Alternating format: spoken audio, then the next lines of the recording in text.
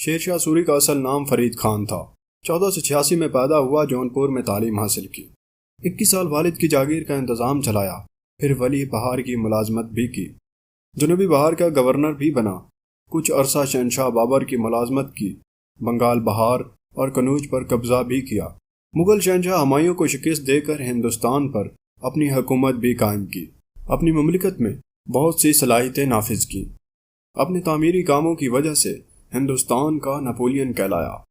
سنار گاؤں سے دریائے سندھ تک 1500 کوس لمبی جرنیلی سڑک تعمیر کروائی، جو آج تک جی ٹی روڈ کے نام سے موجود ہے۔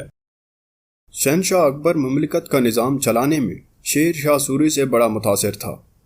22 مئی 1545 میں بارود خانہ کے اچانک پھٹ جانے سے وفات پائی۔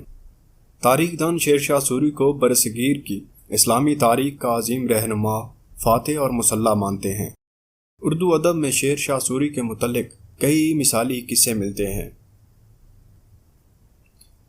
جب ہند میں مغلوں کی آمد اور لودھی خاندان کا خاتمہ ہوا، تب شیر شاہ مغلوں کی جنگی مہارت سے کافی متاثر ہو کر بابر کی فوج میں شامل ہو گیا۔ شیر شاہ کی اعلیٰ صلاحیتوں کو دیکھتے ہوئے بابر نے اسے سہ سرام کا نظام سنبھالنے کی ذمہ داری دی۔ کہا جاتا ہے کہ ایک بار دسترخوان پر شیر خان نے بادشاہ کے سامنے سے خوان کھینچا اور بلا تکلف گوشت کو تلوار سے کاٹ کر کھانے لگا۔ بابر کو یہ ناگوار گزرا۔ بابر کو اسی وقت شیر خان کے دل میں مغل حکمرانوں کے لیے نفرت کا اندازہ ہو چکا تھا۔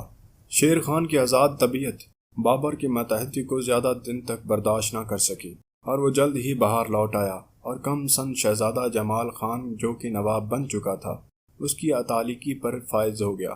ریاست کا سارا نظام شیر شاہ کے ہاتھوں میں آ چکا تھا، اور وہ جمال خان برائے نام ہی نواب رہ گیا تھا، جسے دیکھ کر نواب کے دل میں اندیشہ پیدا ہونے لگا۔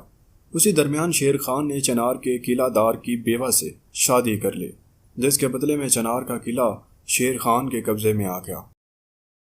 شیر خان کے بڑھتے رسوخ کو جمال خان اور اس کے افغان امراء برداشت نہ کر پائے، اور انہوں نے شیر خان کے خلاف بنگال کے نواب محمود شاہ سے مدد طلب کی، لیکن قسمت شیر خان کے ساتھ رہی۔ افغان امراء اور نواب بنگال کو شکست سے دوچار ہونا پڑا۔ شیر خان کی جنگی جوہر میں اضافہ ہونے لگا۔ مغل بادشاہ ہمایوں جب گجرات کی مہم پر تھا، تب موقع سے فائدہ اٹھاتے ہوئے شیر خان نے بنگال پر حملہ کر دیا۔ نواب بنگال اس کا مقابلہ نہ کر سکا اور بھاری تاوان اور کچھ اہم علاقے شیر خان کے قبضے میں دے کر اس سے صلح کر لی۔ ہمایوں کو اس بات کا علم ہوا تو وہ شیر خان سے مقابلہ کرنے کے لیے آن پہنچا، مگر شیر خان کے سامنے ٹک نہ پایا اور شیر خان کو بطور نواب قبول کر کے واپس چلا گیا۔ لیکن شیر خان نوابیت پر اکتفا کرنے والوں میں سے کہاں تھا۔ اس نے دسمبر 1539 میں اپنی بادشاہت کا اعلان کر دیا۔ اس نے سلطان العادل کا لقب اختیار کیا۔ اب فرید خان سوری شیر خان سے شیر شاہ سوری بن گیا تھا۔ شیر شاہ سوری نے سوری خاندان کی بنیاد رکھی۔ 1 سال بعد ہمایوں نے دوبارہ شیر شاہ پر حملہ کیا، مگر سخت ناکامی ہاتھ آئی اور سارا شمالی ہند شیر شاہ کے زیر تسلط آ گیا۔ ہمایوں جان بچا کر بھاگنے پر مجبور ہو گیا۔ افغان سردار جو ایک دوسرے کو کم تر ثابت کرنے کی خاطر ہمیشہ خانہ جنگی میں مصروف رہتے تھے، شیر شاہ نے سلطان بنتے ہی تمام افغان سرداروں میں اتحاد قائم کرنے کی کوشش کی، جس میں وہ کافی حد تک کامیاب بھی ہوا۔ بادشاہ بننے کے بعد شیر شاہ کو بہت کم وقت ملا۔ ایک جنگی مہم کے دوران شیر شاہ کے بارود کے ذخیرہ میں آگ لگ گئی، جس سے وہ شدید زخمی ہو گیا، اور اسی حالت میں 22 مئی 1545 میں انتقال کر گیا۔ اسے سہ سرام یعنی بہار میں دفن کیا گیا۔ شیر شاہ سوری کے بعد سوری سلطنت کو کوئی قابل جانشین نہ مل سکا۔ 1545 سے لے کر 1556 کے مختصر عرصے میں اس خاندان کے کچھ فرما رواں تک نشین ہوئے، جن میں سے بعد کے حصے میں صرف کچھ ماہ کی حکومت آئی۔ اس کے بعد ہمایوں نے دوبارہ حملہ کر کے سوری سلطنت سے تخت واپس حاصل کر لیا۔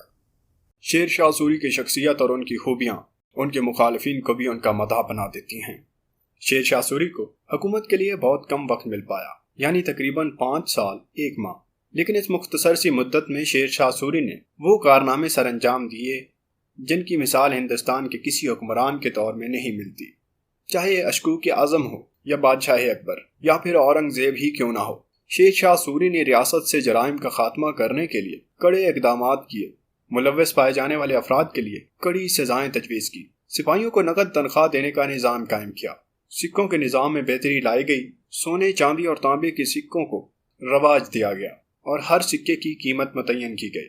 شیر شاہ ایک بہادر جنرل کے ساتھ ساتھ انصاف پسند، متبر حکمران اور رعایا پرور بادشاہ تھا۔ اپنے انہی کارناموں کی بدولت وہ تاریخ میں ایک نمایاں مقام رکھتے ہیں۔ ان کے کارناموں کو سراہتے ہوئے ہندوستان کی حکومت نے شیر شاہ سوری کے نام سے ڈاک ٹکٹ بھی جاری کیا تھا۔ شیر شاہ سوری کی عظیم کارناموں میں ایک کارنامہ شاہراہ اعظم کی تعمیر بھی ہے، جس کی وسعت افغانستان سے بنگلہ دیش تک ہے۔ یہ سڑک افغانستان کے شہر کابل سے شروع ہوتی ہے اور پاکستان میں پشاور اور لاہور سے ہوتی ہوئی دہلی اور دہلی سے الہ آباد، بنارس، مرشد آباد سے ہوتے ہوئے کلکتہ اور پھر ڈھاکہ جاتی ہے۔ ڈاک وقت پر پہنچنے اور حکومتی انتظامات میں تیزی آئی۔